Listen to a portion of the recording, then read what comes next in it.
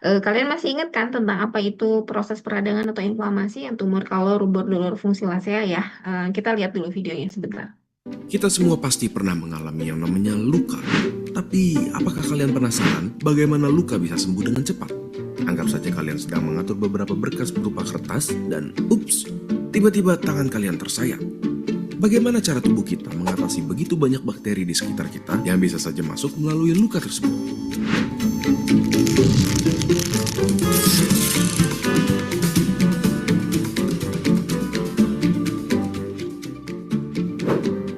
Tujuan dari sistem imun kita adalah memulai proses inflamasi supaya penjajah yang datang dapat diisolasikan atau dihancurkan, menyingkirkan puing-puing yang tersisa, dan proses penyembuhan dapat segera dimulai.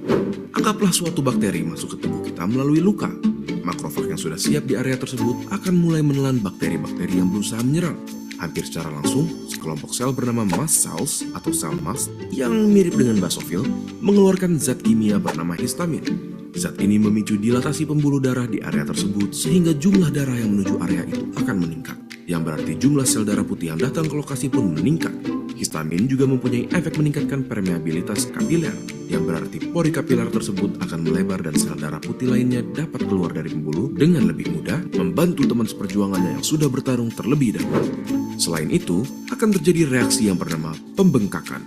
Secara medis dikenal dengan nama edema dan biasanya disebabkan oleh gradasi tekanan yang ada di antara kapiler yang tekanannya lebih tinggi karena dilatasi dan lokasi luka atau cairan interstisial yang mempunyai tekanan lebih rendah. Karena ini, cairan dari kapiler akan bocor ke tempat di mana tekanan lebih rendah dan menyebabkan bengkak di daerah tersebut. Sel-sel yang dibutuhkan untuk bertarung melawan penjajah sudah siap. Barisan pertama berisi neutrofil yang membantu membunuh lawan. Sel lainnya termasuk monosit yang berubah menjadi makrofag dalam 8 sampai dengan 12 jam. Neutrofil dan monosit akan membantu menghalangi infeksi dan bahkan jumlah neutrofil dapat menjadi 5 kali lipat dari jumlah normal dalam beberapa jam. Sekarang, di saat sel-sel yang bertarung telah mencapai lokasi luka, sel yang bertanggung jawab dalam menutup luka pun akan mulai bekerja. Ini termasuk faktor pembunuh. Pada dasarnya, setelah area luka yang didatangi bakteri dibersihkan oleh sel darah putih, yang harus dilakukan sisanya hanyalah regenerasi kulit dengan memperbaiki jaringan yang terluka. Terlihat sederhana dari luar, namun cukup kompleks bukan? Bagaimana menurut kalian? Bukankah pertahanan tubuh kita hebat? Bagikan video ini ke teman kalian agar mereka dapat memahaminya juga. Jangan lupa subscribe untuk mendukung keberlangsungan channel ini. Jika ada topik yang kalian ingin kami bahas, kalian bisa tulis di kolom komentar untuk kami lihat. Terima kasih dan sampai ketemu di video berikutnya. Oke.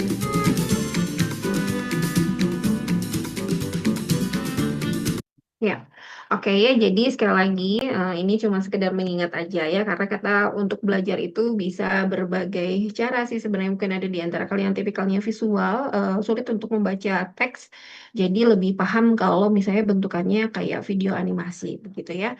Nah, jadi secara singkat, proses inflamasi itu kan respon protektif tubuh ya. Jadi tubuh itu berespon untuk melindungi kan dari mana? Dari cedera, dari infeksi atau dari mungkin ada iritasi, alergi, dan seterusnya. Kenapa sih tubuh harus bereaksi seperti itu? Tentu fungsinya adalah untuk melindungi. Melindungi apa? Untuk melindungi jaringan dan juga untuk memulai proses penyembuhan. Gitu. Jadi alurnya adalah kita ada pemicu dulu ya. Pemicunya mungkin mikroorganisme seperti bakteri, virus, jamur, parasit, dan seterusnya. Atau mungkin juga karena ada luka, mungkin juga karena ada trauma, gitu ya. Nah, akibat adanya yang tadi, pemicu yang barusan, atau mungkin kejedot gitu ya, terantuk atau nendang batu tanpa sengaja, kan itu semua luka ya. Atau misalnya mikroorganisme. Nah, itu menyebabkan sel tubuh kita itu kan rusak. Saat sel tubuh kita rusak, maka akan keluarlah namanya mediator inflamasi. Mungkin kalian masih ingat waktu diploma 3 waktu masih akper dulu, kalian bikin pathway-nya itu atau WOC-nya itu ada histamin, ada prostaglandin, ada bradikinin, kayak gitu ya. Nah, itu adalah eh, mediator inflamasi. Nah, dampaknya adalah menyebabkan vasodilatasi atau pembuluh darah itu melebar. Kenapa pembuluh darah itu perlu melebar? Karena dia harus membuka ruang terhadap aliran darah supaya lebih cepat nyampe ke area yang cedera atau ke area yang injury. Itulah kenapa pada saat proses inflamasi ada yang namanya kemerahan. gitu ya, karena ada vasodilatasi kayak gitu ya. Nah, kemudian juga ada permeabilitas kapiler ya. Jadi dia akan meningkat. Jadi si cairan, si sel imun itu keluar dari jaringan.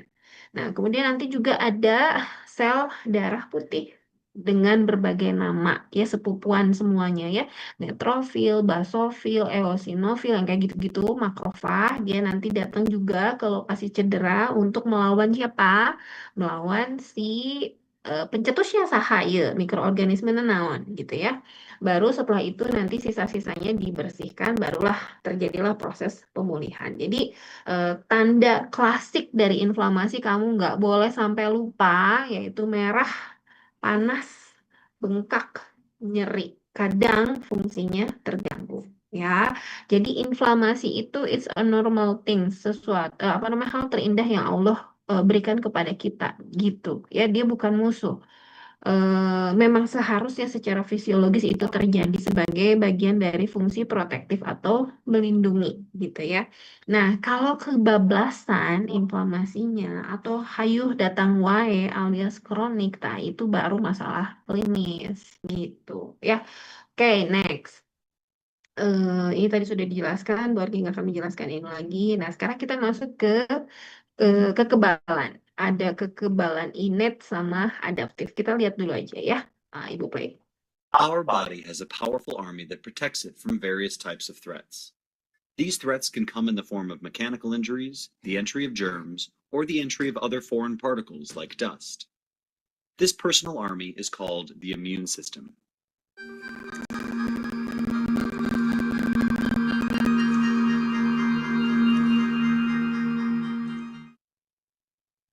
Every day, we encounter a huge number of bacteria, viruses, and other disease-causing organisms. However, we don't fall ill every other day, which is due to our immune system, an army of cells that is always roaming our body, ready to ward off any attack.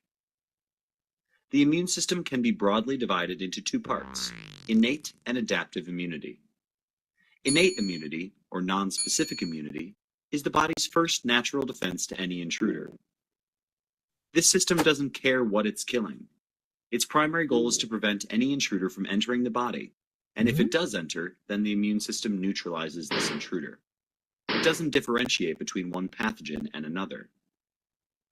The first component of this defensive system is our skin. Any organism trying to get into the body is stopped by the skin, our largest organ, which covers us. Secondly, there is the mucous lining of all our organs. The sticky, viscous fluid traps any pathogens trying to get past it. These are the two physical barriers.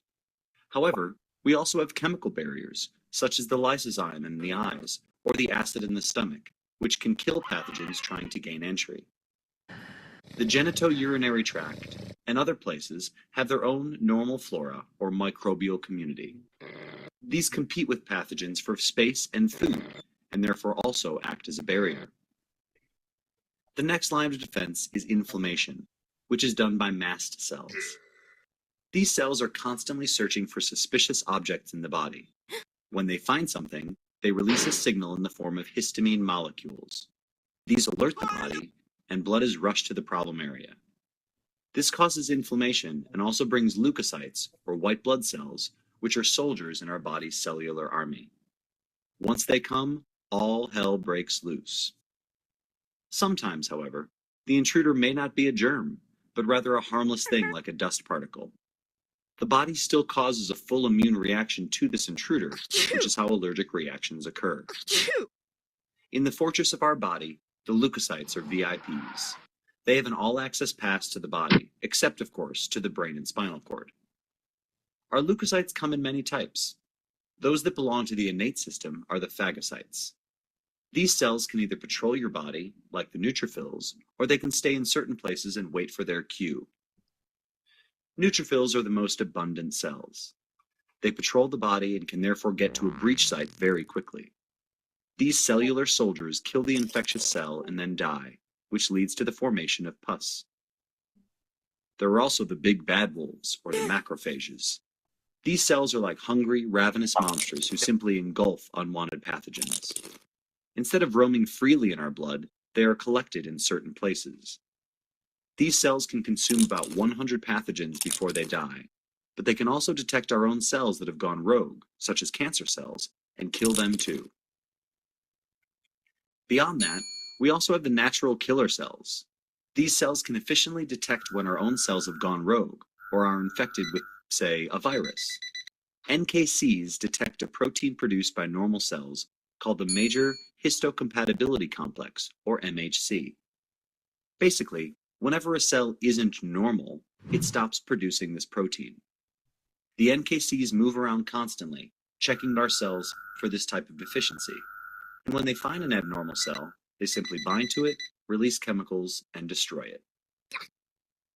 The last cells of our innate immune system are the dendritic cells. These are found in places that come in contact with the outside environment, such as the nose and lungs. They are the link between our innate and adaptive immune systems. They eat a pathogen and then carry information about it to our adaptive immune system cells. This information is produced and shared in the form of antigens.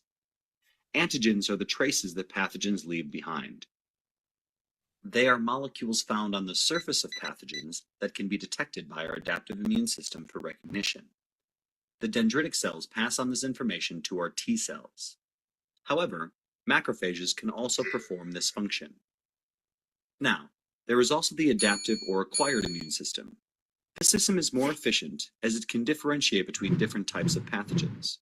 It has two main components, T lymphocytes and B lymphocytes. T cells come into play when an infection has already occurred, thus bringing about the cell-mediated immune response. B cells join the fight when the pathogens have entered, but haven't yet caused any disease. This is called the humoral immune response. Some T cells take signals from the dendritic cells or macrophages, and are thus called helper T cells.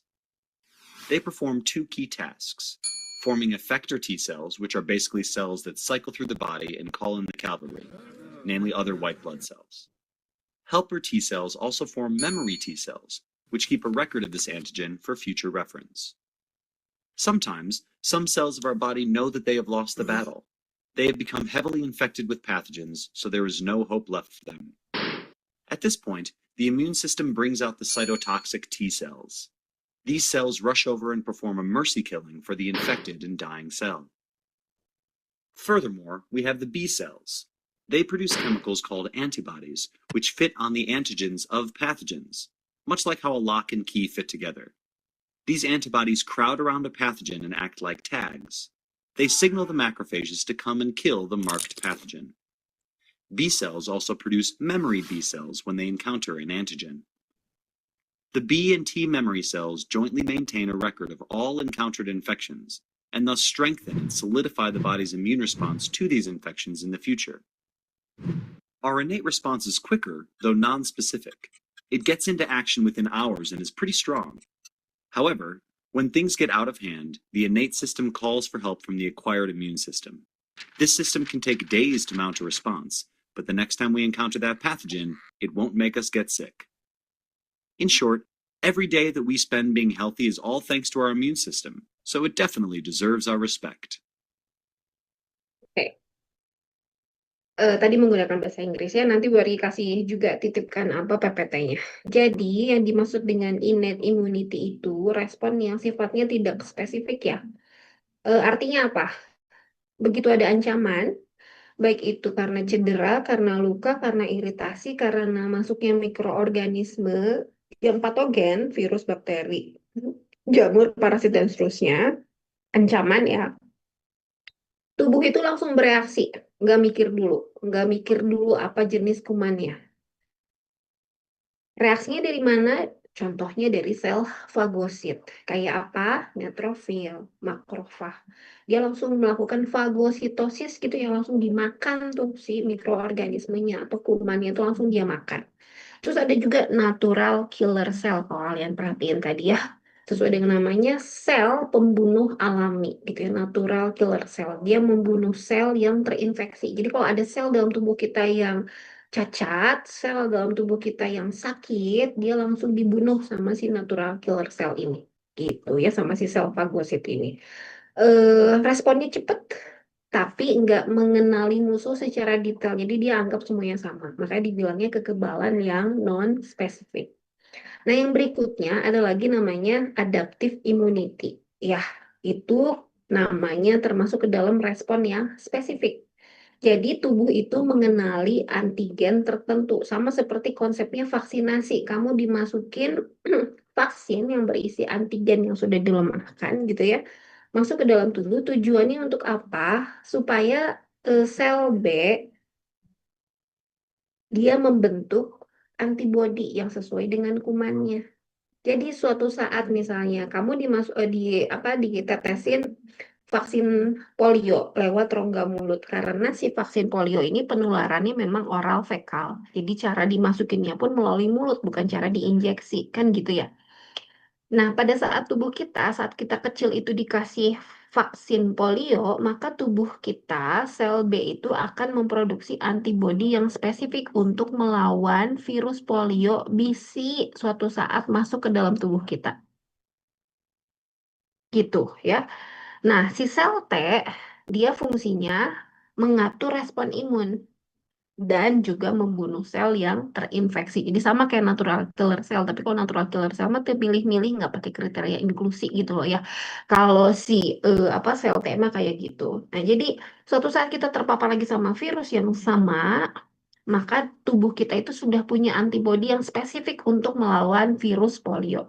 Tubuh kita punya antibodi yang spesifik untuk melawan virus hepatitis. Tubuh kita punya antibodi yang spesifik untuk melawan varicella dan seterusnya, hepatitis dan seterusnya. Kalau kita sudah mendapatkan vaksinnya.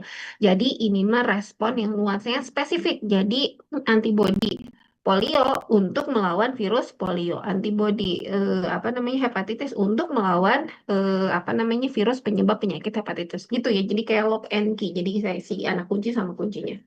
Ya, karena dia spesifik, maka sistem ini juga punya kemampuan mengingat atau memori. Jadi kalau patogen yang sama masuk lagi, nanti responnya jadi lebih cepat dan lebih kuat. Nggak usah nunggu 1 kali 24 jam, karena di dalam tubuhnya sudah ada antibodi tersebut. Gitu ya. Jadi ringkasnya, sekali lagi, innate immunity itu non-spesifik, cepat.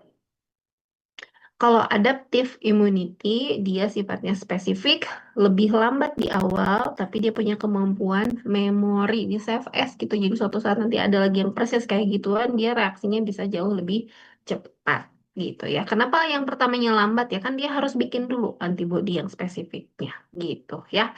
Itu mungkin supaya bisa dipahami. Kemudian ini ada skemanya supaya juga bisa kalian paham apa bedanya gitu ya.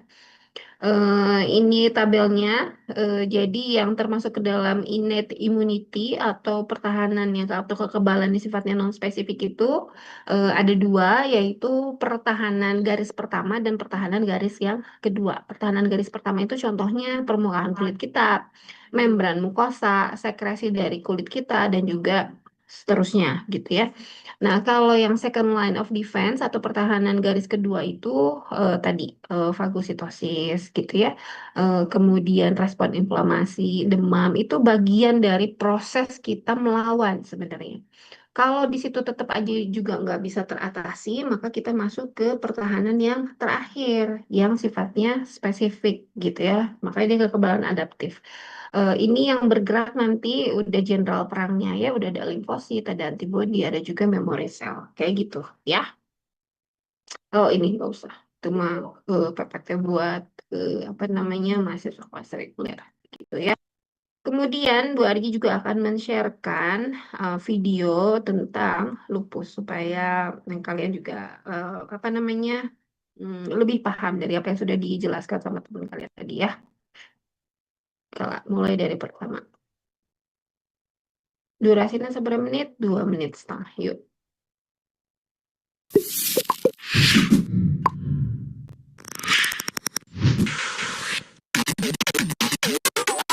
Hai, perkenalkan, namaku Cemplu. Aku adalah Odapus, orang dengan lupus atau penyandang lupus. Kamu tahu nggak lupus itu apa? Teman-teman, kita semua terlahir dengan sistem imun yang canggih banget. Sistem imun ini melawan semua virus, bakteri, atau apapun yang menyerang tubuh kita. Kalau kita sakit, fungsinya untuk membantu kesembuhan kita. Nah, pada Odapus, sistem imun kita ini error, ngaco, berlebihan, lebay. Jadi bukannya menjaga, sistem imun ini malah menyerang tubuh kita sendiri. Bagian yang diserang bisa apa aja loh teman. Mulai dari kulit, jantung, ginjal, paru-paru, sel darah, tulang, sendi, pokoknya semua bisa diserang. Nah, bagian yang diserang itu akan mengalami gangguan. Ada Odapus yang hanya mengalami gangguan pada satu organ saja. Tetapi banyak juga yang mengalami gangguan pada beberapa fungsi organ sekaligus. Lupus disebut juga penyakit 1000 wajah atau peniru ulung. Karena muncul pada setiap orang secara berbeda dan menyerupai jenis penyakit lain. Itu sebabnya deteksi awal penyakit lupus tidak mudah dilakukan. Rata-rata penderita lupus mengalami gejala awal seperti demam panjang yang berulang, nyeri otot, tulang, sendi, mudah lelah, sariawan, atau ada juga yang sensitif terhadap cahaya matahari. Ada juga yang mengalami ruam khas pada wajah berbentuk kupu-kupu atau yang disebut butterfly rash. Kalau kamu mengalami 4 saja dari gejala tadi secara berulang, dokter akan menyarankan pemeriksaan lab khusus untuk tahu kamu terkena lupus atau bukan. Siapa saja bisa terkena penyakit lupus, mulai dari anak-anak, remaja, bahkan orang dewasa. 90% dari seluruh Odapus adalah perempuan dalam usia produktif. Sampai saat ini penyebab lupus belum diketahui. Dugaan sementara disebabkan oleh faktor gaya hidup atau faktor keturunan. Tapi tenang, lupus tidak menular kok. Lupus belum bisa disembuhkan, tapi bisa dikontrol dengan rajin ke dokter dan disiplin minum obat. Seperti cempluk. Pipiku jadi cempluk karena efek obat-obatan. Jangan sedih, nanti setelah dosis obat-obatannya diturunkan, kita akan kempes lagi.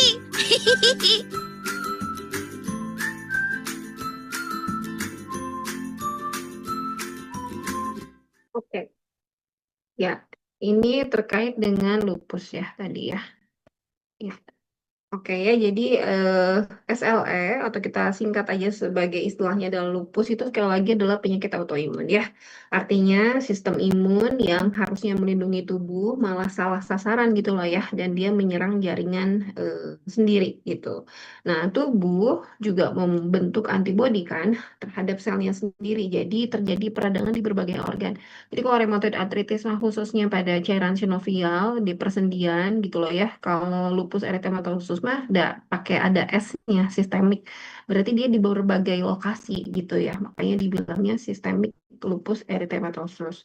Sesuai dengan namanya ada eritema berarti ada kemerahan gitu ya. Nah, si gejalanya bisa beda-beda sama tiap pasien. Bisa bentukannya kayak kena ke kulit. Contohnya tadi yang si cepluk itu ada ruam bentuk atau kita bilangnya ruang kupu-kupu atau butterfly rash gitu ya di area wajah. Bisa juga manifestasi klinisnya ada di area sendi gitu ya. Di sendi itu biasanya sama kayak RA yaitu ada nyeri, bengkak, inflamasinya di situ. Kemudian juga bisa sampai ke ginjal gitu ya, ke darah dan juga sistem saraf. Jadi penyakit ini sifatnya kambuh-kambuhan, ada fase tenang, ada juga fase flare gitu. Jadi kita bilangnya remisi sama flare. Kita udah bahas juga kemarin ya saat rheumatoid arthritis. Jadi intinya SLE itu terjadi karena sistem imunnya itu terlalu aktif gitu ya, tapi targetnya salah, diserang teh jaringan tubuh sendiri gitu ya. Jadi ya harus dikelola dengan baik dan si pasien harus diintroduksikan dan dibikin paham apa aja sih faktor-faktor yang bisa mencegah timbulnya kondisi flare atau kekambuhan. Gimana caranya supaya tetap dalam kondisi yang remisi atau tenang, begitu ya. Itu dia mungkin tambahannya dari Bu Argi. Mudah-mudahan kalian semua juga bisa lebih paham, terlepas dari apa yang tadi sudah disampaikan dan juga dari pengalaman kalian dulu saat kuliah di Akper, begitu ya, mengenal penyakit ini. Itu dia, Bu Argi rasa sudah lebih dari cukup penjelasannya. Ternyata kita cukup 1 jam aja ya sebenarnya. Mangga, jika misalnya ada yang mau didiskusikan, bolehlah 2 pertanyaan ya, silakan. Sebenarnya tadi kelompok juga ada pertanyaan ya. Jika ada yang mau nambah lagi pertanyaan boleh, berarti ditujukannya ke Bu Argi. Silakan.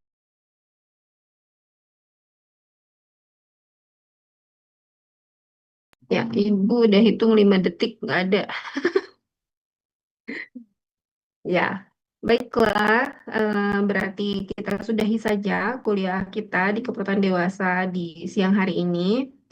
Terima kasih sudah mau bergabung masuk ke dalam ruang Zoom.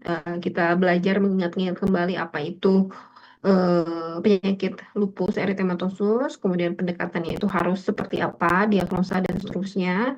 eh, Nanti dari kelompok yang memaparkan kan tentunya juga men-sharekannya sama teman-teman yang lain ya, dikumpulkan sama si PEN. Secara terpisah, Bu Argi juga akan menambahkan materi sebagai bahan baca juga ya, baik itu tentang ASKEP, SLE, dan juga tentang introduksi imun supaya lebih lengkap ya pemahamannya. Baik, itu saja. Selamat menikmati akhir pekan. Yang sedang bekerja, silakan lanjutkan untuk bekerja. Yang sedang mengasuh keluarga pun sama. Yang sedang apa namanya melakukan aktivitas yang lain pun sama ya. Semoga kalian semua dan juga ibu tentu saja selalu dalam kondisi yang sehat. Sampai ketemu lagi di pertemuan berikutnya ya. Ya, Assalamualaikum. Waalaikumsalam. Terima kasih, Ibu. Waalaikumsalam, Terima kasih, Bu. Assalamualaikum warahmatullahi Terima kasih. wabarakatuh. Terima kasih, Bu.